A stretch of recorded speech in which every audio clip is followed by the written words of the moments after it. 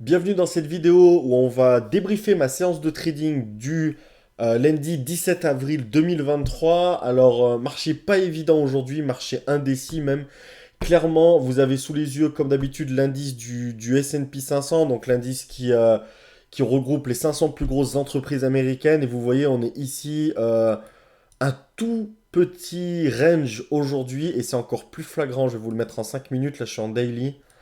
En 5 minutes, voilà, on a le marché américain qui a ouvert sur cette bougie-là. Donc on est entre les 413 et les 412, vraiment tout petit range. Donc marché extrêmement difficile à trader pour un day trader parce que pas de vrai directionnel. Donc on n'a pas de tendance de fond qui se dégage. On essaye toujours de surfer sur la vague, donc de trouver des actions qui vont accompagner la tendance du S&P 500 pour maximiser ses chances de réussite sur chaque trade. Et bah là, on n'avait pas le marché qui nous accompagnait, c'était en range, donc il fallait essayer de trouver des actions qui étaient suffisamment fortes pour avoir leur propre directionnel, et c'était pas évident. J'étais malgré tout, j'avais trois opportunités aujourd'hui que je trouvais intéressantes.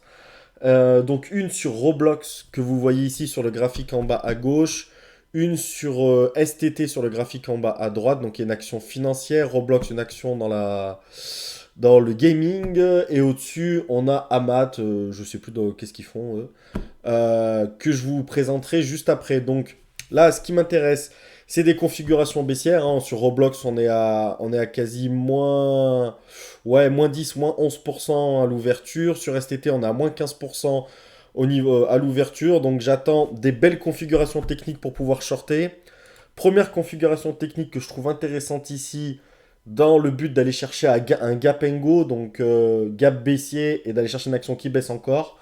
STT était pas mal, donc je short 50 titres, donc je suis plutôt prudent.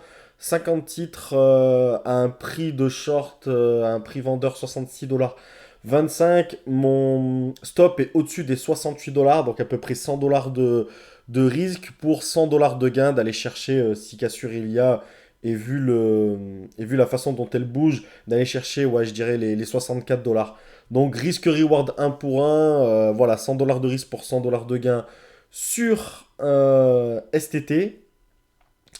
Et ensuite, je vais essayer de chercher un peu la même chose sur Roblox. Donc voilà, je la trouve intéressante sous les 40,50 $. Alors après, elle a quand même un support au niveau des 40 $. C'est un chiffre rond en change de dizaine. Donc voilà, mais je décide quand même de la shorter. Donc cette fois-ci, 200 titres, si je me trompe pas, sur Roblox, ouais. 200 titres, ouais, je me suis fait exécuter un peu bas, là, un prix de vente à 40,33 $. J'aurais aimé être plus autour des 40,50 $. Donc ça, c'est le premier point qui m'a embêté sur Roblox. Mais bon, c'est comme ça. Et donc voilà, là, aller chercher les 39,50 $ si elle casse véritablement les 40 $. Et avec un stop au-dessus des 41. Donc là, on risque à peu près 150 $ pour aller chercher à peu près 180 $, quoi. On est un tout petit peu mieux qu'un risque-reward de 1 pour 1 sur Roblox. Alors bon, vous le voyez, ça se passe pas terrible sur STT, l'action qui part finalement plutôt à la hausse, donc je vais pas tarder à sortir et prendre ma perte sur STT.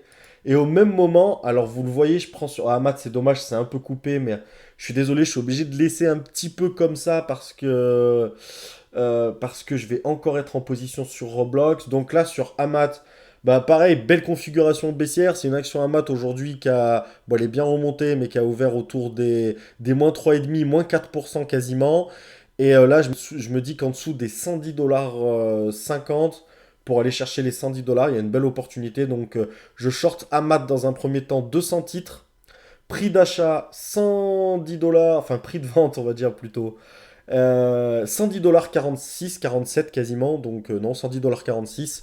Donc voilà, d'aller chercher les 110 $ et voire même les 109 $ 50 si ça s'emballe, et j'ai un stop au-dessus des 111 $ 25 à ce moment-là sur Amat. Donc désolé, beaucoup de choses à suivre en même temps, mais voilà, bah déjà on a une position en moins, j'ai sauté sur STT, j'ai encaissé ma perte, hein, ça s'est mal passé, donc 103 $ de perte, c'est ok, c'est le jeu sur ce trade-là. Et voilà, donc on a Amat qui remonte un petit peu. Alors pour anticiper ce qui va se passer, elle remonte vers les 111 $. Par contre, si elle redescend Je me dis pourquoi pas renforcer ma position. Ouais, là vraiment pour moi c'est une belle configuration. Pourquoi? Parce qu'elle a tenté de remonter une première fois. Elle est montée quasiment jusqu'au 111, mais elle redescend assez vite vers mon point d'achat. Là, je la trouve super intéressant à mat. Donc je renforce ma position. Je passe à 400 titres. Je passe à 400 titres sur Amat. Donc l'objectif d'aller chercher les 110 dollars environ, 110 dollars, 110 dollars 0,5. On va pas trop. Vu que le marché est assez indécis, je veux pas être trop gourmand sur ces actions-là. Donc voilà, avec un prix de revient des 400 à 110 dollars 46 toujours. Et un stop qui serait au-dessus de cette bougie-là, donc au-dessus des 110 dollars, des 110 dollars 80. Donc d'aller chercher à peu près 150 dollars de risque pour 150 dollars de gain sur Amat. Et Amat, au moins, elle va bien se passer. Donc ça, c'est cool. Elle va descendre vers les 110 et donc je vais encaisser mes gains sur Amat que vous voyez en haut à hop, droite du coup. Et Roblox qui joue avec le niveau des 40 dollars. Donc Amat, j'encaisse assez vite parce que étant sur deux actions en même temps, c'est pas évident d'être concentré sur les deux. Donc dès que j'atteins vraiment ma target sur Amat, j'encaisse. Donc je prends ouais, 145 dollars sur Amat. C'était le plan, donc bien passé. Je reviens à peu près à zéro là du coup. Mais malheureusement sur Roblox, alors je me tâte ici, pardon, je vais parler français. Je me tâte ici à renforcer ma position. Elle fait un peu comme sur Amat. Vous avez vu, elle est remontée vers les 40,50$ chez Roblox et redescendue vers les 40. Mais je le fais pas parce que j'ai l'impression que les 40 dollars, c'est un support qui est assez puissant et je veux pas me retrouver à augmenter ma position et à me retrouver beaucoup perdant parce que là, je diminue mon stop au-dessus des 40,50$. Vu le mouvement qu'elle fait, si elle va pas vers les 39,50$ et qu'elle repasse au-dessus des 40,50$, ben c'est que mon scénario il sera plus valable et je vais pas prendre de risque après qu'elle aille jusqu'au 41 et casser les 41.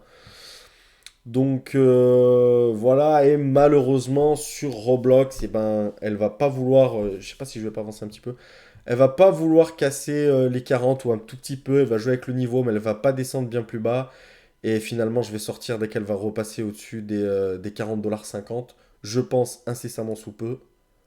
Ah, elle y revient là. Ah, c'est vrai que j'y ai cru longtemps à celle-là. J'ai même hésité, pour être honnête, à encaisser mes gains à ce niveau-là. Mais je m'étais dit, ah, quand même, elle joue plusieurs fois. Si elle casse bien, elle peut vraiment descendre aux 39,50$.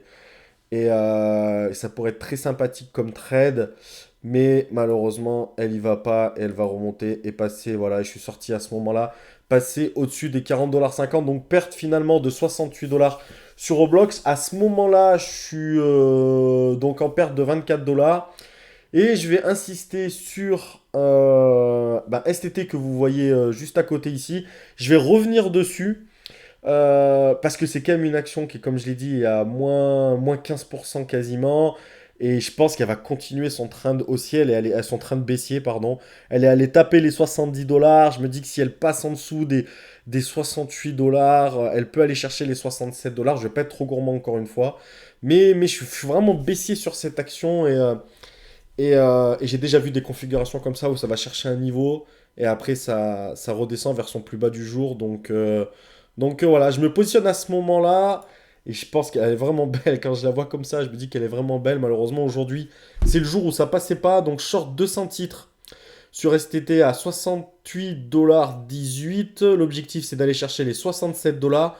Donc, à peu près 220$ de gain.